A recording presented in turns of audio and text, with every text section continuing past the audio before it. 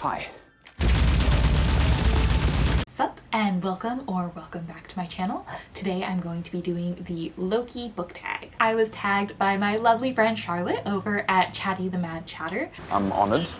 I will have her channel linked below, but this is just a fun little book tag with a couple of quick questions, so let's just get right into it. And now, without further ado, it's main event time. I was really good at planning ahead for this video, and there are a couple of times where I asked you to show some books, and I didn't grab them already, so you might have noticed that my shelves have changed since the last time you saw me. You had one job. So Loki is known for a lot of different things, and all of these prompts kind of go over some kind of part of his personality. The first one is to pick a book with a mischievous character. And I don't know if I know a lot of mischievous characters. Like, the main one that I can think of are two very popular redheaded twins from the series that must not be named. So I guess with that one kind of disqualified from being talked about, I would go with The Fool from Robin Hobb's The Farseer trilogy. I know The Fool is in more books than just that trilogy because they're named after them. I just haven't read those yet. But I think that The Fool is a really interesting character. They kind of speak in riddles, and also you can just feel them pulling strings behind the scenes, the way that they make people have information at just the right time, the way that they like play on their emotions. Just like a very interesting character that's definitely up to a little bit more than it appears. Variant 1 is to show a book that you have more than one version of.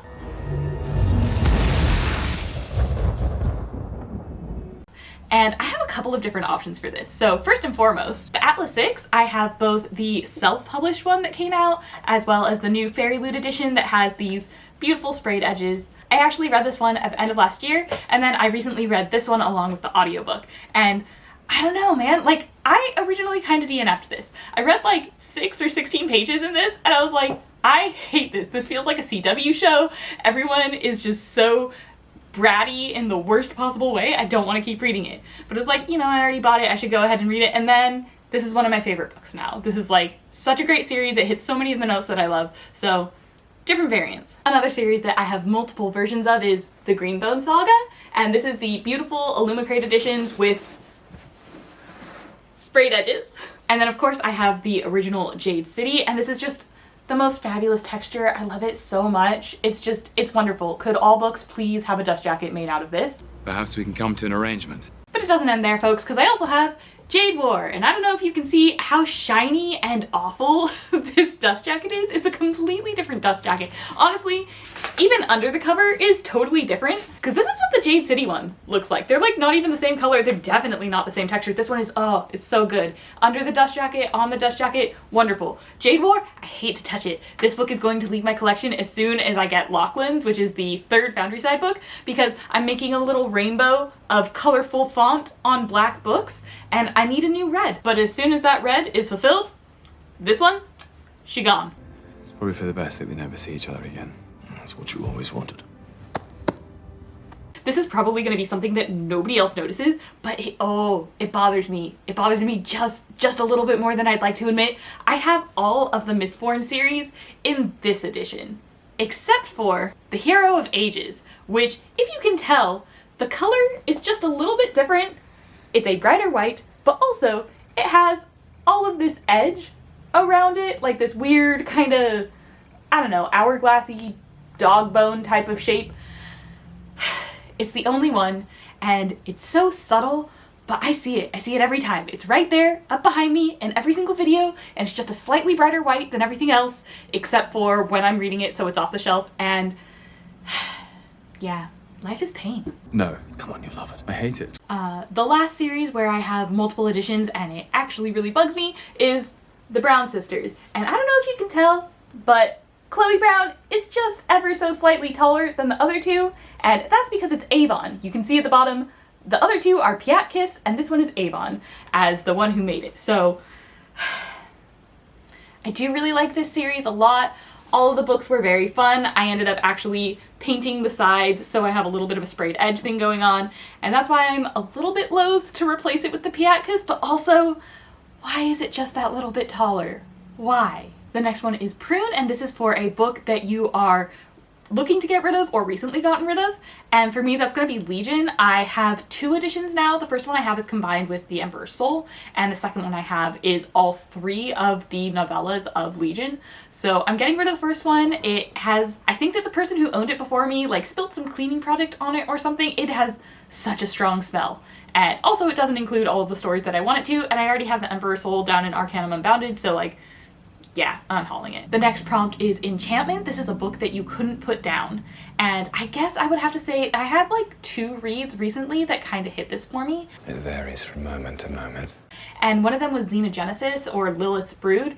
It is a series by Octavia Butler, and it's all having to deal with like aliens. But like, they're pretty alien. Normally in media, you either get like an alien that's a scary antagonist and they're not really given any kind of features, or you get an alien that's basically human. And these comfortably fall in the middle. Like, they are very, very different, but able to communicate with us. And it just had so many interesting and compelling things that it brings up, questions about humanity and morality and like what is the importance of life and free will. And yeah, I was very awake for like the whole series. A little bit less on the third one, but like the first 2 definitely just super tuned in. And then the other one is The Bone Orchard. I think that as soon as I opened this up, I did not put it down once. Maybe a trip to the bathroom, but like, that's it, man. It was very good and very compelling and everything that I was hoping it would be. The next prompt is Timekeepers. Name a series that has stood the test of time. Bonus points if it's a trilogy, which this is not. It's actually a quartet. I feel like everything's gonna work out fine. The Elemental Logic series. This is the first book. Actually, I do have multiple editions of these as well. I used to have the paperback and the hardback of Fire Logic, and then just the hardcover for Earth Logic, and then they only produced Water Logic in the paperback. And that was back when I think it was with Tor beforehand. And now it's with Small Beer Press, and they have all these kind of like folksy art editions. I'm thinking I'm probably going to end up doing some kind of like stenciled edge on the side. And even though these are all the same edition, notice that the third one is just a little bit shorter. That little black dot doesn't line up at the top. It's a shorter book. I don't know why they did this to me. This is madness. Please just publish books at the same height. All of them. All the books. I don't care if they're the same series or anything. It would make it so much easier because I like to arrange my books by height and then by color. And if they were all the same height, so many problems solved. But my favorite in the series is probably Water Logic. This is such an interesting and unique world. It's also one of the first times that a fantasy like really got me, and it got me thinking. And I did read this in high school, so granted it had a leg up over other fantasy because I hadn't been exposed to as much by then, but there's so many different and unique cultures in this world. There's different ways just of like having a family, how these people live in their separate units, and I just found that so compelling and interesting. I think that the magic system is pretty cool. I'm not as big into actually the main character's magic, but especially when you get into the witches. So like in this world, there's fire, earth, air, and water, but also within each element, people who have that gift, occasionally, very rarely, someone is born who's a witch. And so not only do they have like a strong nature in that different element and can like kind of work magic with it, they can work real serious magic. The books are just really dealing a lot with an invading force that has been here for a while, and there's so much hurt that these people are trying to get over. Both sides have been very much affected by what's been going on, and how do you move on and how do you heal this land and the people who live there, and like both in the defeat of the other side and then living with what comes next. Also notably, one of the most queer series that I have ever read. Basically every single character is gay in some way. There is one token straight couple, and that's it, man. The next prompt is Asgard, and this is name a book with royalty or godlike figures. Surprise. And I love books that deal with gods, but like in weird ways. So I've got a couple of options that I really love, and I'm going to mention all of them because this is my channel and I do what I want. And the first one is Lore Olympus. This is a very traditional Greek gods, just kind of in a modern setting. They have cars, they have cities, they have nightclubs, but otherwise it's Greek gods. And so that's very traditional gods. Then I would say is Library at Mount Char, and this is what is a god, what makes a god, and how do you make a new god. And so it's just a very interesting study, and they have this library with all these different catalogs, and each of the characters in this book specializes in a certain catalog, and they don't know anything outside of their catalog, but within their catalog, like say it's war or medicine or languages, they are very good at it and they can do all sorts of cool magic. There's also Harrow the Ninth, and this features John. John is a very interesting character, having survived about 10,000 years, the destruction of a society, basically becoming God to the new one, and just pulling out some dank-ass memes from 10,000 years ago, directed at traumatized teenagers who will have no idea what he's talking about. Fantastic god. And lastly is Revelator. I am not done talking about this book. I haven't brought it up for a while, but this has Ghost Daddy, and I absolutely love that name. Ghost Daddy lives down in the God Hole. This family has their own private weird religion that's like not Christianity or anything else, it's just its own strange religion, and Ghost Daddy is their god. Though she does interact a little bit with like the townsfolk and the pastor there, and kind of has some theological discussions, but yeah, all about Ghost Daddy. The next one is Daggers, a book that cut you deep and made you emotional. I know that for this one, the author probably had in mind something that was like really cutting and sad, and maybe it made you cry. One, that's not my favorite emotion. It's probably my least favorite emotion to engage with. Two, it's really hard to make me cry from a book. I can remember exactly one book that had me tearing up by the end, but they said emotional and not sad specifically. Let me rephrase that. And anger. Anger is an emotion.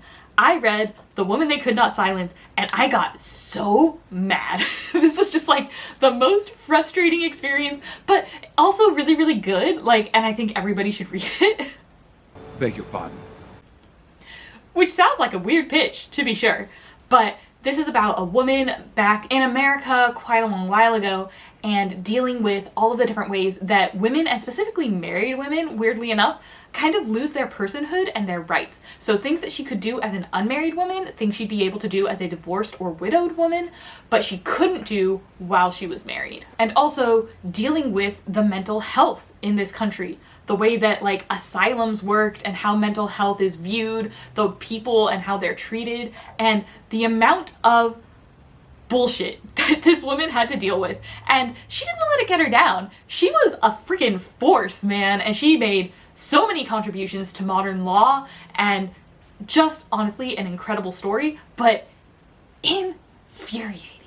And the last prompt is Illusion, a book that you bought because the cover was pretty, but it ended up actually being bad. How was I supposed to know? And I kind of have two options for this. One of them answers the prompt more than the other, but I recently got The Dragon's Bride. This is a book that I have no intention of reading, but I love the cover so much. I think the book's going to be really bad. That's why I don't want to read it. But I love this cover so much. It's gorgeous. So I got the book. Maybe when I hit like X subscribers or something, I'll read it for you guys. The other one is Midnight in Everwood, and I am such a sucker for this. It was so gorgeous. I love the art on the cover, but also especially, the stenciled edges are so freaking good, and I kept staring at it for months and months and months, and I was like, oh, but I haven't really been into YA, maybe I shouldn't get it, but it's so pretty and I want it. So finally I did get it, and then it was very YA, and I am this far.